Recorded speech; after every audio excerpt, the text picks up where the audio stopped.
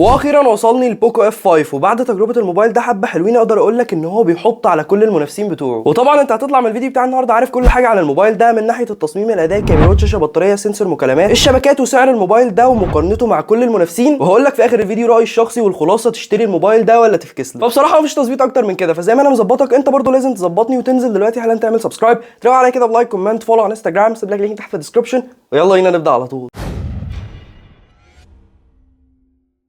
اول حاجه هكلمك عنها في الفيديو بتاع النهارده عن الموبايل ده وهي الديزاين بتاعه. وزي ما انت شايف كده التصميم بتاع الموبايل هنا شكله جامد جدا من بعيد، هو تصميم سيمبل ما فيهوش اي انعكاسات ولا اي حركات، ده لغايه بقى قبل ما توجهه على اي اضاءه. اول ما توجه الظهر بتاع الموبايل ده على اي اضاءه هتلاقي ان هو مخطط كده، وكمان اللون بتاعه بيتدرج كده لحد اخر حته كده من الموبايل للون الكحلي. شكلها عموما بيكون جامد قوي، بس دي مش بتكون ملحوظه غير لما توجه الظهر بتاع الموبايل لاي اضاءه على طول. وعجبني جدا الرصه بتاعه الكاميرات والشكل بتاعها، شكل كده دائري شكله جامد قوي بصراحه. وفكك خالص بقى من الشكل الجامد ده، عايز اقول لك ان انت اول ما تمسك الموبايل ده هتحس ان انت ماسك موبايل غالي جدا، ده بعيدا اصلا عن ان الخامات بتاعته جايه من البولي كاربونات. بس فعليا البولي كاربونات اللي موجود هنا في الموبايل ده هو بولي كاربونات محترم، وعلى فكره الماسكه بتاعته بتكون مريحه قوي، الوزن والسمك بتاعه بيكونوا ممتازين جدا في الايد، والموبايل فعلا مريح قوي في الايد لو انت ايدك صغيره او حتى كمان لو انت ايدك كبيره، فانت هتستريح وانت ماسك الموبايل ده. بس في مشكله هنا للاسف، ان انت لو بتحب تشيل الموبايل بتاعك من غير جراب فالموبايل هنا بيلقط بصمات كتير، واللي بيلقطه اكتر بقى وده شيء بشع بجد، الموبايل هنا بيلم تراب بطريقه فظيعه جدا لو انت مركب الكفر اللي جاي معاه في العلبه، او حتى كمان لو انت شايله من غير جراب. فلازم حرفيا كل يوم تمسك الموبايل بتاعك تشيله من الجراب او تنضفه فعليا بمنديل نضاره بقى، باي منديل عموما، علشان بجد انت هتزعل جدا جدا لو الموبايل هنا التراب لزق عليه. ولو انت عايز نصيحه اخ يعني بلاش تشتري الموبايل ده باللون ده، اجمد لون منه هيكون اللون الابيض اللي بيتدرج للون الاخضر من تحت، ده شكله بجد حوار قوي. الا بقى لو انت بتحب اللون الاسود فالتصميم بتاع الموبايل ده مع اللون الاسود هيكون تحفه قوي بالنسبه لك. سيبك بقى من الكلام ده كله وتعالى نقلب الموبايل على وشه ونتكلم شويه على الشاشه بتاعه الموبايل ده. وعايز اقول لك ان الشاشه بتاعه الموبايل هنا مهكره اللعبه بتاعه الشاشات. لو انت بتحب تتفرج على فيديوز وافلام كتير فالشاشه هنا هتستمتع فيها في الفرجه على الفيديوز والافلام. لو انت بتحب تسكرول على فيسبوك وانستجرام كتير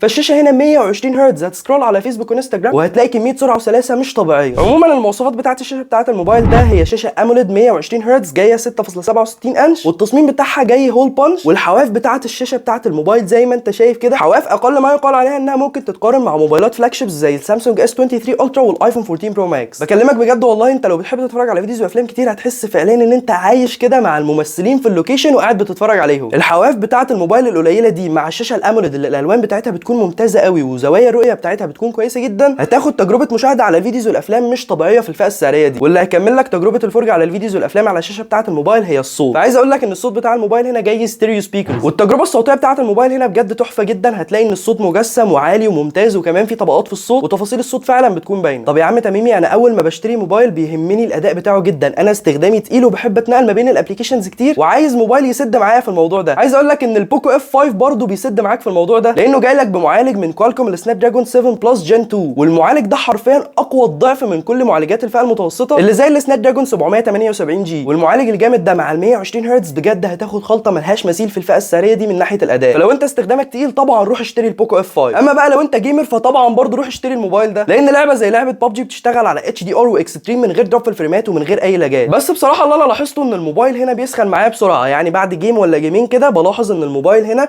من ناحيه الكاميرات من ناحيه الحته دي كده بدا يسخن شويه، بس مش السخونه بقى اللي انت لازم تسيب الموبايل فيها، هي سخونه فوق الطبيعيه كده بشويه من اي موبايل تاني انا جربته في الفئه السعريه دي. بس عموما مفيش اي موبايل تاني في الفئه السعريه دي هيقدر يديك الاداء والاستقرار الجامد اللي على الالعاب اللي موجود هنا في الموبايل ده. انا عارفك اكيد انت هتنزل دلوقتي حالا تكتب لي في الكومنتس طب ايه نظام واجهه شاومي هنا على الموبايل ده. عايز اقول لك ان واجهه شاومي المي اي 14 اللي موجوده هنا في الموبايل ده ما حسيتش اطلاقا بالدروب في الفريمز واللاجات الغريبه اللي كانت بتحصل على اي موبايل تاني من شركه بوكو او من شركه شاومي. فاوفر اول الاداء بتاع الموبايل هنا ياخد 10 من 10 وبوسه ونجمه وكل حاجه انت ممكن تتخيلها نديها للموبايل ده في حته الاداء. اللي هيكمل لك بقى الحوار الجامد بتاع الاداء ده هي البطاريه. عايز اقول لك برده ان الموبايل هنا ما اثرش معانا خالص في حته البطاريه، شركه بوكو حاطه لك بطاريه هنا في الموبايل ده 5000 ملي امبير اور مع المعالج اللي هو السناب دراجون 7 بلس جن 2. بجد المعالج ده بيوفر في الطاقه بطريقه مش طبيعيه. الموبايل هنا لو انت استخدامك تقيل هيكمل معاك اليوم بالمستريح تماما، ولو انت استخدامك متوسط بقى او من خفيف لمتوسط هتلاحظ ان الموبايل ده بيقعد معاك اليوم كله وممكن كمان يكمل شويه معاك لليوم التاني. وعموما كده اصلا لو انت اتضايقت من البطاريه بتاعه الموبايل هنا وده اللي انا بقول لك عليه مستحيل اصلا، هتلاقي ان شركه بوكو على طول بتلحق نفسها وحاطه لك شاحن سريع بقوه 67 واط، والشاحن ده كمان موجود في العلبه. والشاحن ده على فكره اعتمادي لدرجه كبيره جدا لانه بيشحن لك الموبايل من 0 ل 100% في حوالي 55 دقيقه. فبجد الموبايل ده لحد دلوقتي مش مؤثر معايا في اي حاجه. بس انت عارف ايه اللي مؤثر معايا؟ ان انت مكمل الفيديو لحد هنا ولسه مش عامل لايك وسبسكرايب. فانزل دلوقتي حالا اعمل لايك وسبسكرايب لو انت لسه مش عامل، وقول لي عايز نعمل مقارنه ما بين الموبايل ده وايه تاني تاني في الفئه السعريه بتاعته. خلاص عملت لايك وسبسكرايب، تعالى اكلمك شويه بقى عن الكاميرات بتاعه الموبايل هنا. الموبايل هنا جاي لك بثلاث كاميرات خلفيه، الاولى والاساسيه 64 ميجا بكسل، الثانيه 8 ميجا بكسل ودي الترا وايد، والثالثه بتكون 2 ميجا بكسل ودي ماكرو كاميرا لتصوير الحاجات الصغيره والدقيقه جدا. اما عن الكاميرا السيلفي فهي كاميرا سيلفي 16 ميجا بكسل. تجربه التصوير بقى بالكاميرات الخلفيه بتاعه الموبايل هنا سواء الكاميرا الاساسيه او الكاميرا الالترا وايد هي تجربه مبهره فعلا في الفئه السعريه دي. ده يعتبر اقوى كاميرا بتطلع لك صور في الفئه السعريه بتاعته. الصور فعلا بتطلع لك الوان تحفه قوي، انت هتحب كده كل شويه تطلع الموبايل من جيبك عشان تتفرج على التحفه الفنيه بتاعه الالوان اللي بتطلع من كاميرات الموبايل هنا. الوان فعلا ممتازه، تفاصيل كتير جدا في الصوره، الاتش دي ار والموازنه ما بين الهايلايتس والشادوز بتكون فعلا جباره في الموبايل ده. واللي عجبني اكتر هو تصوير البورتريه، تحديد الاطراف بجد سينمائي بطريقه فظيعه جدا، وكمان العزل نفسه كده بيكون تحفه قوي. وكلامي عن الصور دي كلها بيكون الصبح او بالليل. فعموما كده لو انت فوتوغرافر او بتحب تصور كتير بالموبايل بتاعك روح طبعا دوس واشتري البوكو اف 5. طب بالنسبه بقى للكاميرا السيلفي بتاعه الموبايل هنا، هي كاميرا شغاله ولا ايه دنيا؟ الكاميرا السيلفي بتاعه الموبايل هنا هي كاميرا ممتازه جدا، هتطلع بيها صور جامده قوي في ظروف الاضاءه الكويسه جدا. صوره الالوان بتاعتها بتكون ممتازه جدا، السكين تون بتاعها بيكون كويس قوي، والتفاصيل بتاعه الصوره بتكون مقبوله، والاتش دي ار والموازنه ما بين الهايلايتس والشادوز في الصوره اللي بتطلع من الكاميرا السيلفي بتاعه الموبايل هنا بتكون كويسه جدا. كل الكلام اللي فات ده كان في ظروف الاضاءه الممتازه، اما بقى في ظروف الاضاءه الطبيعيه العاديه خالص مثلا اندورز ولا حاجه بتتصور في اوضتك على نور الاوضه الطبيعي اللي فوق في السقف ده، هتلاقي ان الصوره فعلا ممكن تطلع معاك صوره مش كويسه قوي، مش لطيفه، بيظهر فيه نويز. هتلاحظ ان انت اول ما بتزوم في الصوره التفاصيل بتقل خالص، اصلا هتلاقيها ممسوحه، والسكين تون برده بصراحه مش بيكون لذيذ قوي. فملخص تجربه التصوير بالبوكو اف 5، الكاميرا الخلفيه كاميرا توب في الفئه السعريه دي، تعتبر احسن كاميرا في الفئه السعريه دي، بس الكاميرا السيلفي هي كاميرا متوسطه في السعر ده. فكك بقى من الكلام الاساسي ده واعمل لايك وسبسكرايب، وتعالى اكلمك شويه عن الكماليات اللي موجوده هنا في البوكو اف 5. اول حاجه الموبايل هنا بيدعم تركيب شريحتين، مش بيدعم تركيب اي كارت ميموري. وبعد ما تحط الشريحه في الموبايل هتتفاجئ بقى بالشبكات بتاعه الموبايل هنا، لان الشبكه بتاعه الموبايل هنا بتكون ممتازه جدا معاك، مش هتاثر معاك اطلاقا، ده بالعكس اصلا ممكن تكون في مكان ما فيهوش شبكه تماما والبوكو اف 5 لايت كده شرطتين ولا حاجه. وانت برضو اول ما ترفع كده السماعه بتاعه التليفون وتتكلم فيه هتلاحظ ان البروكسيميتي سنسور اللي موجود هنا في الموبايل ده شغال بيرفكت، حرفيا شغال بامتياز بطريقه عالميه جدا من شركه بوكو. اول ما تحط الموبايل على ودانك هتلاقيه بيقفل، اول لما تشيله كده هتلاقيه بيفتح معاك، بروكسيميتي سنسور حقيقي، وكمان شغال 100% بيرفكت من غير بقى اي تهنيجات ولا اي تعليقات ممكن وانت بتسمع فويس على الواتساب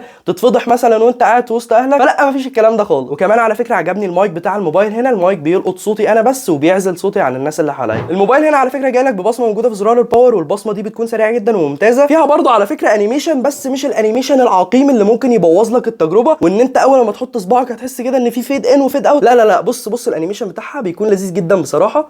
اول لما تحط كده صبعك تلاقي بتفتح معاك، وعلى فكره البصمه دي اعتماديه جدا، لو انت صبعك عرقان او صبعك متوسخ ولا حاجه هتلاقيها فعلا بتفتح معاك بسرعه جدا، والانيميشن بتاعها بيكون صايع قوي. والحمد لله ان شركه بوكو هنا في الموبايل ده ما استغنتش عن منفذ السماعات، بس للاسف هي ما استغنتش عنه، بس حطيته في مكان انت شخصيا مش هتستخدمه، لان المكان بتاع منفذ السماعات ده موجود فوق على الشمال، وبجد ده اسوأ مكان ممكن شركه تحط فيه منفذ السماعات. بس عموما يعني الحمد لله ان شركه شاومي كرمتنا وحطت لنا منفذ بتاع السماعات في البوكو اف 5. اخيرا بقى سعر البوكو اف 5 هو 1600 درهم او بما يعادل 440 دولار، وبجد شركه بوكو ابدعت في تسعير الموبايل ده، وابدعت في الخلطه اللي هو بيقدمها لك، هو حرفيا مش بيأثر معاك في اي حاجه، عايز تصميم هتلاقي، عايز شاشه هتلاقي، عايز اداء قوي، فالبوكو اف 5 بيديك اداء الضعف بتاع اي موبايل تاني في الفئه السعريه بتاعته. لو انت بيهمك البطاريه فالبطاريه بتاعه الموبايل بطاريه ممتازه جدا مع شاحن سريع 67 واط وكمان موجود في العلبه. والكاميرات الخلفيه بقول لك اقوى كاميرات في الفئه السعريه بتاعتها، الكاميرا السيلفي بتاعته كاميرا ممتازه هتقدر تعتمد عليها بس في ظروف الاضاءه كويسه، وكل الكماليات اللي هتديك تجربه مستخدم ممتازه موجوده هنا في الموبايل ده. فعموما الموبايل ده يستاهل كل درهم وكل جنيه وكل دولار بتدفعه فيه، ومقارنته مع كل المنافسين فعليا هتظلم كل المنافسين، لان البوكو اف 5 هو بجد كارثه لكل المنافسين وطفره فعليا في الفئه السعريه بتاعته. وبس كده يا جدعان، كده خلصنا الفيديو بتاع النهارده، اتمنى فعلا الفيديو يكون عجبكم. لو عجبكم بقى ما تنسوش تظبطوني بلايك وشير وسبسكرايب، فعليا انا من اوائل الناس اللي تجيب لك البوكو اف 5 وتجربه وتعمل لك الفيديو ده، فتقديرا بقى للحوارات اللي انا عملتها عشان اقدر اجيب لك الموبايل ده بدري علشان انصحك تشتريه ولا لا وما تلبسش في حاجه، انزل دلوقتي حالا اعمل لايك وسبسكرايب وبس كده.